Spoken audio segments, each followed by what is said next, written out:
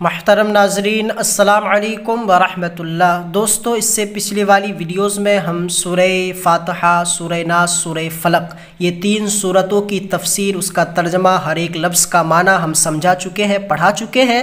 اگر شروع سے ویڈیوز نہیں دیکھے ہیں تو چینل پہ سب ویڈیو سے آپ جا کر دیکھ لیں۔ اور آج کی ویڈیو میں، آج کے سبق میں ہم سورہ اخلاص یعنی قل هو اللہ احد، یہ سورت کا ترجمہ، ہر ایک لفظ کا معنی، اس کی تشریح، شان نزول، یہ ساری چیزیں بتانے والے ہیں۔ تو چلیے آج کا سبق ہم شروع کرتے ہیں۔ اعوذ باللہ من الشیطان الرجیم، بسم اللہ الرحمن الرحیم۔ سورۃ الاخلاص، اس سورت کا نام سورہ اخلاص ہے، مکیہ ہے۔ یہ سورت مکی ہے، 1 رکوع، 4 آیتیں، 15 کلمے، 47 حروف ہیں۔ اب اس سورت کا ہر ایک لفظ کا معنی سمجھے۔ سب سے پہلے ہے قل۔ قل کا معنی کہہ دیجئے، ہوا وہ، اللہ اللہ، احد اکیلا، تنہا ایک، اس کا معنی 3 ہے، اکیلا، تنہا، ایک۔ الصمد بے نیاز، لم یلد نہ اس کی اولاد، ولم یولد اور نہ وہ کسی سے پیدا ہوا، ولم یکن اور نہیں ہے وہ، احد کوئی، لہو اس کا، کفواً ہمسر، جور، ہم جنس۔ یہ لفظ کے، یہ الفاظ کے معنی سمجھ گئے۔ اب اس سورت کا ترجمہ آپ دیکھیں کس طرح ترجمہ کریں، دھیان سے دیکھیں۔ بسم اللہ الرحمن الرحیم، اس کا ترجمہ ہے اللہ کے نام سے شروع جو بڑا مہربان رحم کرنے والا۔ ٹھیک ہے۔ قل هو اللہ احد، کہہ دیجئے وہ اللہ اکیلا ہے۔ قل هو اللہ احد، کہہ دیجئے وہ اللہ اکیلا ہے۔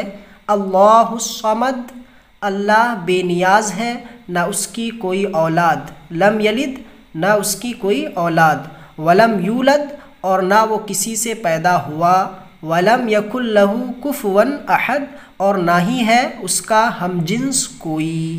ٹھیک ہے، اس کا ترجمہ سمجھ گئے آپ؟ ایک بار نہیں تو 2 بار ویڈیو کو دیکھیں تو ترجمہ اچھی طریقے سے یاد کر لیں۔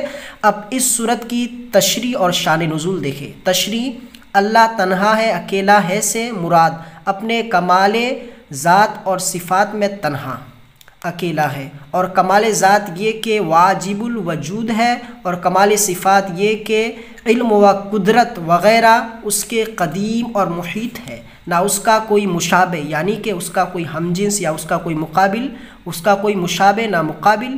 اللہ بے نیاز ہے سے مطلب ہے کہ سب کے سب اللہ کے محتاج ہے اور وہ کسی کا محتاج نہیں، یعنی اللہ کے ہم سب غلام، ہم سب جتنی بھی چیزیں ہیں دنیا کی، سب کے سب اللہ کے محتاج ہے، اللہ کسی کا محتاج نہیں۔ لم یلد ولم یولد سے مراد ہے نہ اس کی کوئی اولاد ہے اور نہ وہ کسی کی اولاد ہے۔ ٹھیک ہے۔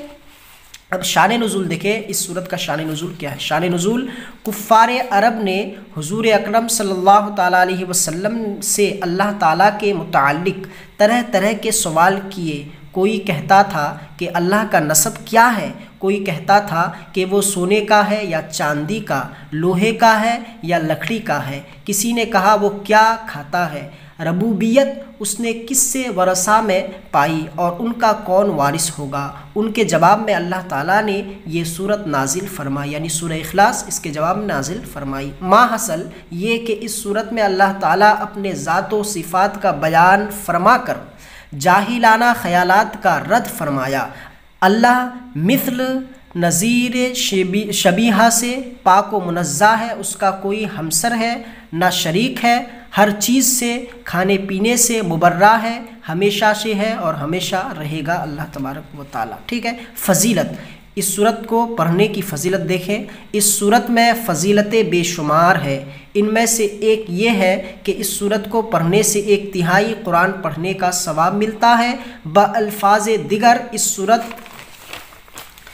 سورت کو 3 بار پڑھنے سے 1 ختم قرآن کا ثواب ملتا ہے۔ سبحان اللہ۔ ترمذی شریف کی یہ حدیث ہے، اس سورت کو جو 3 مرتبہ پڑھتا ہے خلوص دل کے ساتھ تو 1 ختم قرآن پڑھنے کا ثواب ملتا ہے۔ ماشاءاللہ۔ تو اس سورت کا ترجمہ آپ اس طرح یاد کر لیں، اور اگلے سبق میں ہم سورہ لہب، اس سورت کا ترجمہ، اس کا معنی، اس کی تشریح، شان نزول، یہ ساری چیزیں بتانے والے ہیں۔ تو دوستو پھر ملتے ہیں اگلے سبق میں۔ السلام علیکم ورحمۃ اللہ۔ ویڈیو کو لائک کریں، اپنے دوستوں احباب کے ساتھ یہ ویڈیو شیئر ضرور کریں۔